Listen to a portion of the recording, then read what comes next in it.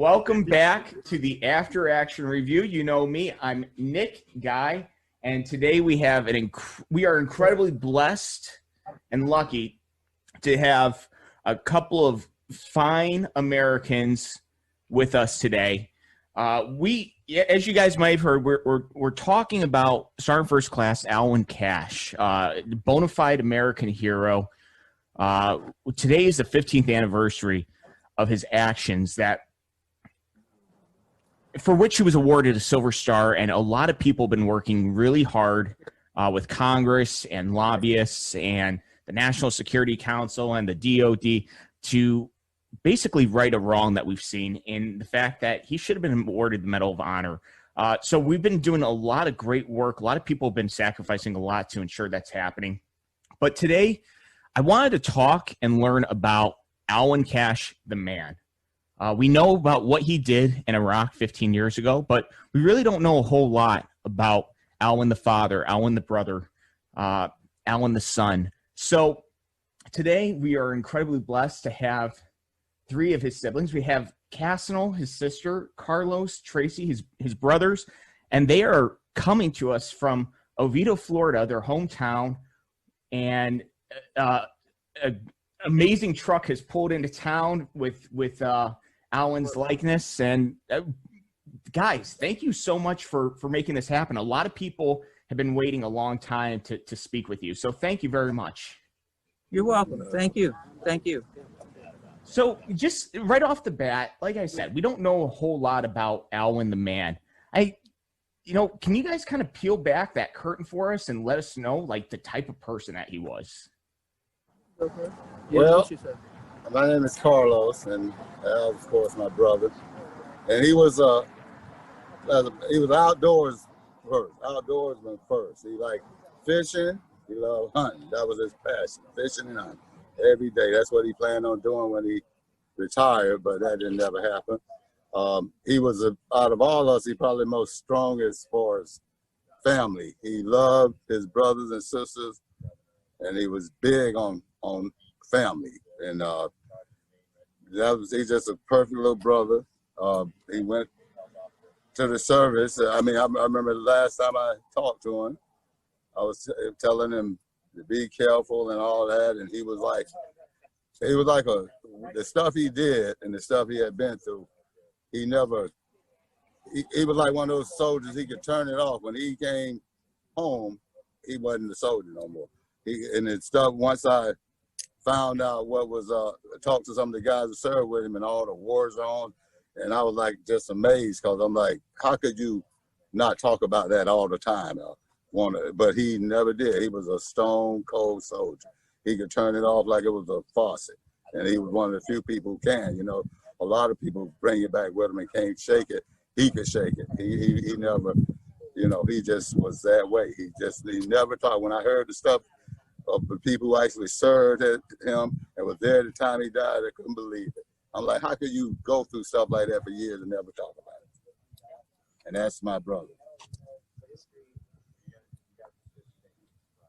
So, I think it's an important point, being able to turn it off, and when you come home, just go back. It's a totally different world, and a lot of guys, I don't think anybody wants to bring that world back with them. But like you said, a lot of guys struggle with that. That's noble and worthy of praise that he was able to do that and kind of shield the family. Let's just keep going down the line, like to hear like who Alwyn was to each of you. So, Cassinel, anything to add to that? Well, to me, he was my first baby. I'm 12 years older than him. I remember when my mom brought him home from the hospital. I think it was the first time I ever got hit in the mouth for being flippant, and because I was like, oh my God, there's enough of us. Don't y'all know how to fix this? And she actually hit me in my mouth, and so I learned not to say anything else. But he was the baby of the bunch, so that made him a little spoiled, because all of us are, that makes him older. So I think he played that card very well. He knew that because our family was not affluent, but he had older brothers and sisters that he could get things out of.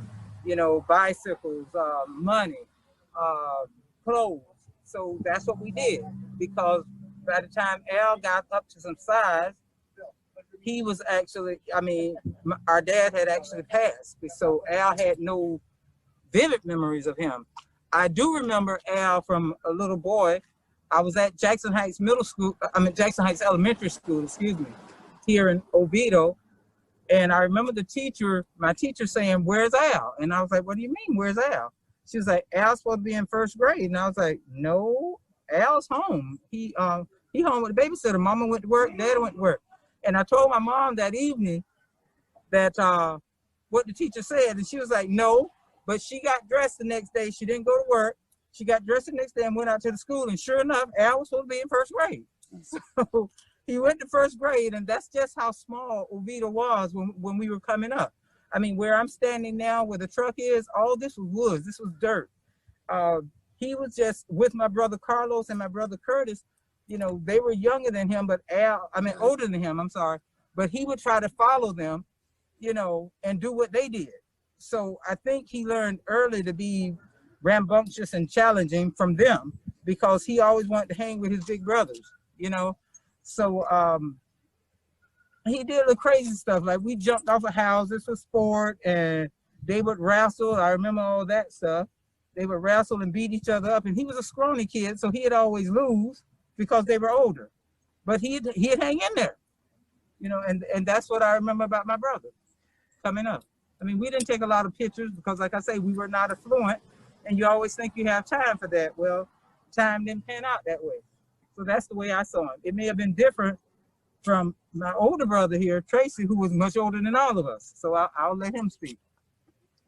Well, speaking and thinking back of his formative years when he was there and all, and the thing it was, along with Carlos and Kate and Yuli and all the others there, well, I have kids nearly the same age that they are.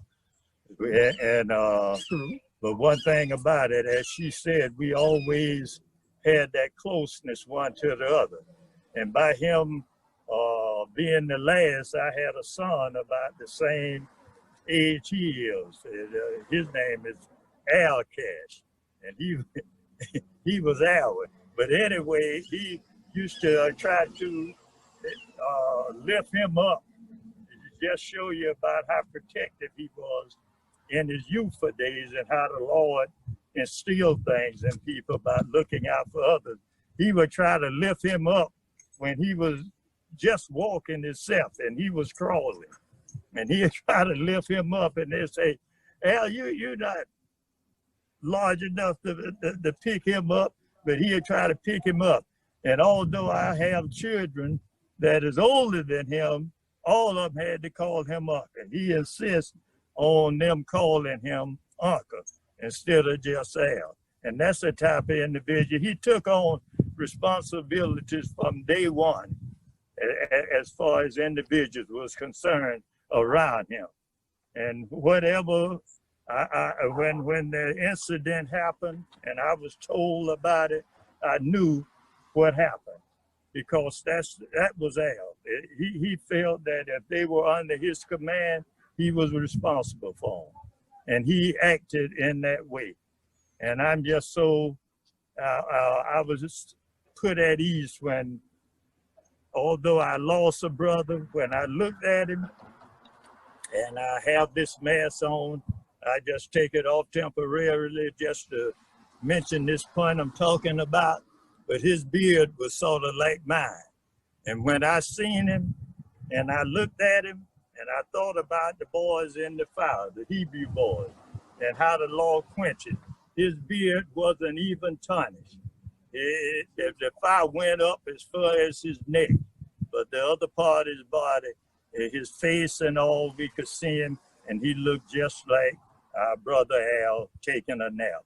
And that just took all the pain and all away from me, because I knew it was an act of God for what he did in securing his other fellow soldiers. And that's what I remember of my brother Al. You want to say something? appear like it sounds like those traits that allowed him to do what he did 15 years ago were a constant and consistent personality type from when he was a young man. You know, that protection, that lionheartedness, when you talked about how when he was wrestling with his older brothers, and despite him being, 6, 7, 8 years younger and way smaller, just hanging on. But and please excuse me if this is going over the line. Just kind of going off of what Tracy just said, being an act of God, faith with your family, faith with Alwyn. Yeah. One of the things that he after the incident, after his actions, in case anybody listening did not know, a Stars and Stripes reporter was able to interview him before he passed. Yes. And the reporter asked him why he did what he did. And Alwyn's words haunt me. He said, "I had made peace with my God. I did not know if my boys had." Yeah. That's true. So, I mean, was faith a large part of growing up? Was that just that? Oh my God. Honey, my mom on Sunday morning, you left the house walking from our house to Grant Chapel AME Church. And she would always tell us, "You better not let me beat you there." We left as a group going to church. And there was a store on the way to church, and we'd sneak in and get our little candy. And unfortunately, yes, we used some of our little Sunday school money and buy a little candy. But you better not let her beat you to the church, because she'd start Sunday dinner, right? And cook it before, because you never knew who was coming home after church. But my mama would cook like she was cooking for her army. Everybody could come to the house and eat, or she'd bring food to the church. And faith was a very big part. Most of us, it was school and church. You didn't play with school, you didn't play with church. Because now, I'll tell you a funny story. I think it was Al that did this. We were in church one Sunday, and we were talking about Jeremiah. Was that Al? And so the preacher asked the Sunday school class, "Well, who was Jeremiah?" And Al jumped up and he was like, I know. And he jumped up. And so I'm just thinking as the big sister, oh, he got this. And Al said, Jeremiah was a bullfrog. It was a song out by Three Dog Night. Three Dog Night. It said Jeremiah was a bullfrog. Baby, the Sunday school class, we almost laughed till we wet ourselves. But honey, when my mama got to church and she got that report that Al had told the preacher that Jeremiah was a bullfrog, she got home, and she blistered his butt. He was like, Kay, come get me. I said, bro, I can't take that one for you. No, mama did not play. I couldn't take that one for him, but that thing was, it was so funny that day. And that was one of the funny stories I remember about him growing up. You brought that to memory. Thank you. It's so, I'll tell you what, I'm going to give him points for just being confident. Well, yeah, he was too confident, but he was confident. Yeah. Man, yeah. That's fantastic. What a fantastic memory. As he gets older, I know Alwyn had 2 children. He has 3. 3 children. Okay. That death, yes. Okay, I'd spoken to his daughter, who is a phenomenal young woman, and I know his son is now an infantryman in the Army. Correct? Correct. Yes. Okay. I mean, were you guys surprised? Were you shocked when he followed his father's footsteps? Well, I wasn't. I had asked him why, and because he had went off to college, he graduated from high school, went to college, and decided that college was not his forte. And I asked him why he was going into the infantry. He said, poetic justice. And I left it at, I said, but you don't have to do this. What if something happens? We're at peace right now, basically. What if something happens and something happens to you? He was like, well, that wouldn't be so bad, would it, Auntie? He's a young man. He's a grown man. I took it at that, and I let it rest. That's incredible. Especially considering, you know, he was very young when his father passed. Yes. That legacy. He wasn't much older than Al was himself. Right. That legacy of service remains strong, and I think that's a beautiful thing. I love his answer, poetic justice. That's fantastic. Yeah. That's the piss and vinegar you want in an infantryman. Yes. But so, I mean, Al being the youngest, correct? Yes. Okay, Al being the youngest, but this larger than life personality, this lion-hearted, you know, kind of sassy, definitely smart alecky, Alwyn. I mean, it seems like he was also kind of like a glue for the family. You know, he was just an infectious member of the family that everybody just gravitated towards. Well, we all knew, I guess I could say this, we all knew he was the last. And like I say, we were not affluent when we were coming up, but the one thing that we had was our name, Cash. And we tried our best not to bring honor or shame to that, because that's my dad's name. Mm-hmm. That's a name. I mean, people ask me, did you just start writing your whole name when your brother? No, I've written my whole name all my life because I'm a Cash. I was born a Cash, I'll die a Cash. I just happened to marry a white. But it's just, and when we didn't have a lot, so when you don't have much, you have each other. And like I say, he was the baby, so he had me, he had Carl, he had Bern, he had Tracy, he had AC, he had Mayetta, he had nieces. I mean, I got a niece, I call her Tracy Girl because it's my brother's Tracy's daughter. She's a year younger than me. And I remember one time when she was like, I guess she was like 12 or 13 or something like that.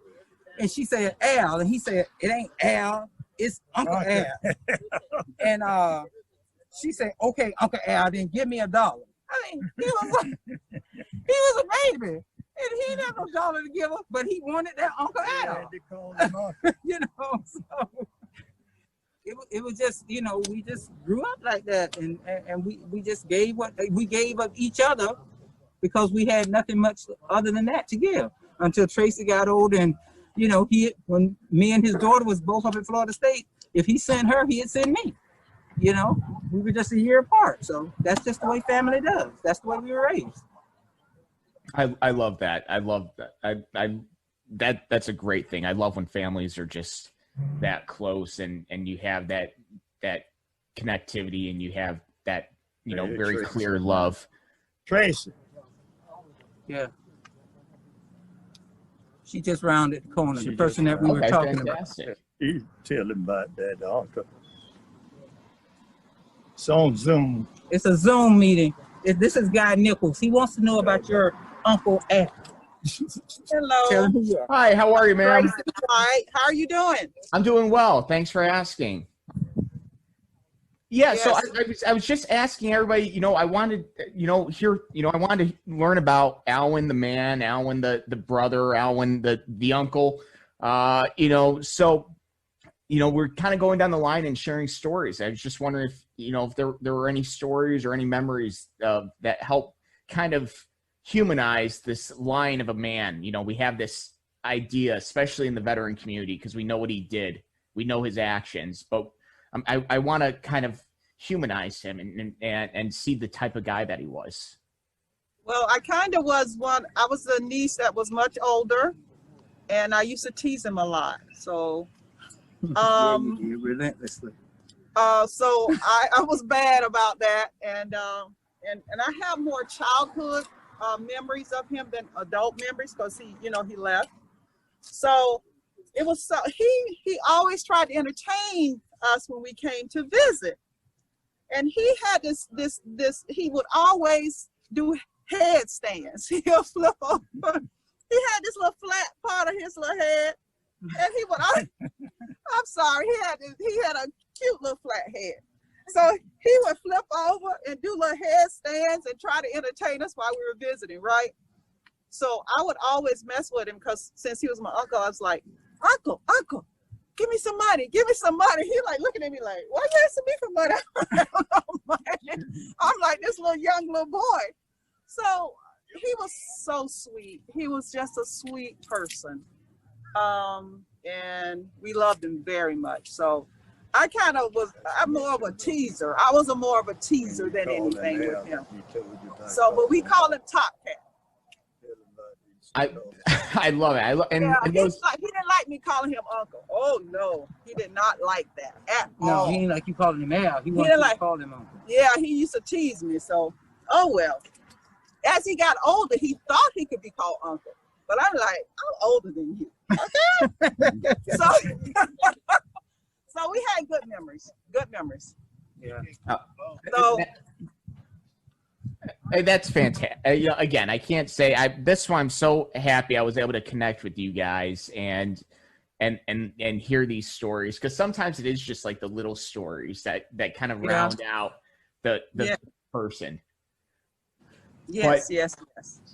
I mean, so I know you guys have, this is a great day for a lot of your guys' family to come in and see each other and see the truck. So I don't want to keep you too long, but if you guys have any final thoughts and want to share them, feel free. If not, I'll let you guys get back to a beautiful family day in your hometown, honoring, Alwyn on that, and then because on this day especially, today is the 15th anniversary. 15th anniversary of the day of the accident. And I would just like to interject this thought that he gave his all. And we as a family think that it ought to be reciprocated, that our country should give him his due as well. Right. And on that, I would like to say a personal shout out to Congresswoman Stephanie Murphy, to Congressman Michael Crenshaw, and Congressman Dan Welsh. Those are the three people that have been pushing, that got the bill through the Senate. I mean, through the House, I'm sorry. We're waiting on the Senate passage. I'm told that it was just a technicality that it didn't pass this time. So we're waiting on that. And once the Senate passes, we know that Department of Defense Secretary Esper has already made his statement known. It would just be a technicality to get him to rewrite to the president, and then for the president himself to sign this and make this bill a law, and he could get the Medal of Honor. Also on that note, I would like to thank the city of Oviedo for going the extra mile at the last minute to get this beautiful truck in. And I would like to thank Stephen Miser, the driver and originator, the thought behind this truck, and Reese Across America for taking the expense to do the truck. We just appreciate everything that's been said and done for our family. And also too, we would like to thank anyone that was behind Steve because they helped all of this. I mean, all of the people behind everyone. Yes. Everybody played a part, and we are so appreciative of you. Yes, we are. Thank you, thank you, thank you. Thank you. And we appreciate your time too, also, Nicholas. No, Yes. it was my pleasure. Please know that. I just want you guys to know, Castro, when we had spoken on the phone, I had told you, but Tracy, Carlos, Tracy, the entire veteran community is standing behind this and working for this, because we view Alwyn as our brother, even somebody that, when I was 15 years old when Alwyn did the things that he did 15 years ago, but then I served. But because I serve and I wear that uniform and I share that legacy with him, Alwyn is my brother too, and the entire veteran community views him the same way. So all of our thoughts, all of our prayers go to you guys. We can't thank you enough for reciprocating the love. It means a lot to us. There's nothing left to say other than, thank you for raising a man that was capable of doing the things that he did to save so many lives. And that's it. That's all I can say, because that's all there is to say. And we thank you. Thank you. Yes. Thank you, Nicholas. Sure thing. The Cash family, everybody, guys, if you enjoy this will be broadcast in a couple of different locations. If you guys don't mind sharing this, getting their story out, just to kind of demystify the man, I would really appreciate it. Cash family, once again, thank you very much. Thank you. Thank you. All right. All right. Bye-bye. God bless you.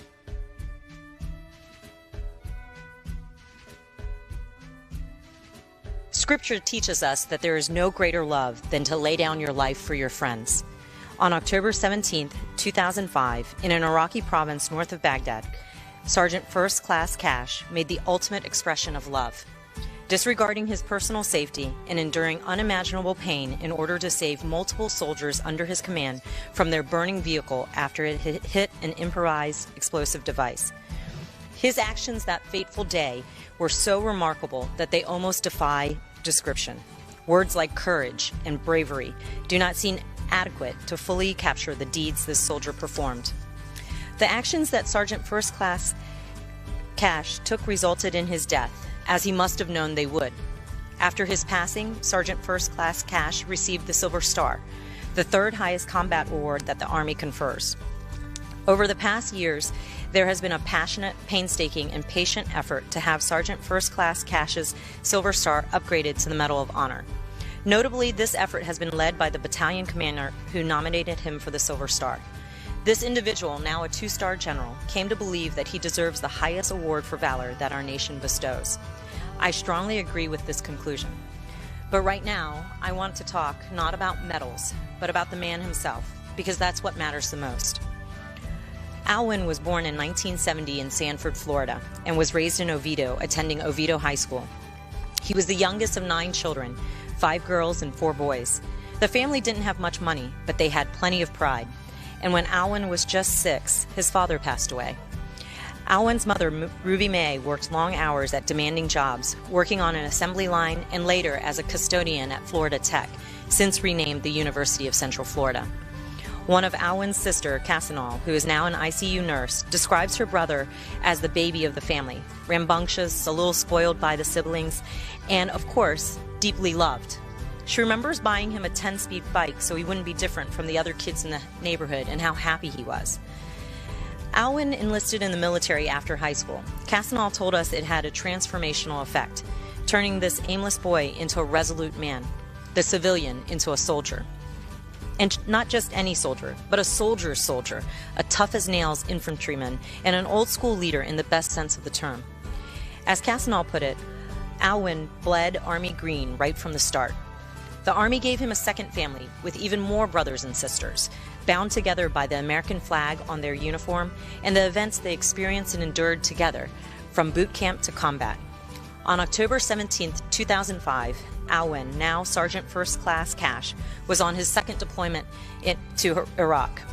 The Bradley fighting vehicle carrying him, 6 other American soldiers, and the squad's interpreter struck an IED. The blast instantly killed the interpreter and ruptured the vehicle's fuel cell. Flames engulfed the vehicle. Initially only lightly injured but covered in fuel, he descended into the hull, extracted the driver who was on fire, and extinguished the flames. At this point, multiple soldiers remained in the vehicle, one of whom managed to open the rear hatch. Sergeant First Class Cash rushed to the back of the vehicle, reached into the hot flames, and started pulling out soldiers. His fuel-soaked uniform caught fire, and the flames spread quickly all over his body. Despite what must have been terrible pain, he returned to the vehicle twice more to extract his soldiers, all while he was still on fire and exposed to enemy gunfire. By the time all the soldiers were saved from the vehicle, his injuries were the most severe. 2nd and 3rd degree burns covered 72% of his body. Nevertheless, he refused to be evacuated until all his soldiers were medevaced out before him. When he arrived at the U.S. military hospital at Balad Air Base in Iraq, he was still fully conscious. What remained of his uniform had melted to his skin. Yet he tried to fight off the nurses, insisting that they treat everyone else first. Despite determined efforts to save his life at various hospitals abroad and in the States, he eventually succumbed to his wounds on November 8, 2005, surrounded by members of his biological family and his Army family. Sergeant First Class Cash's actions reflect the highest standards of servant leadership, devotion to duty, and sheer bravery.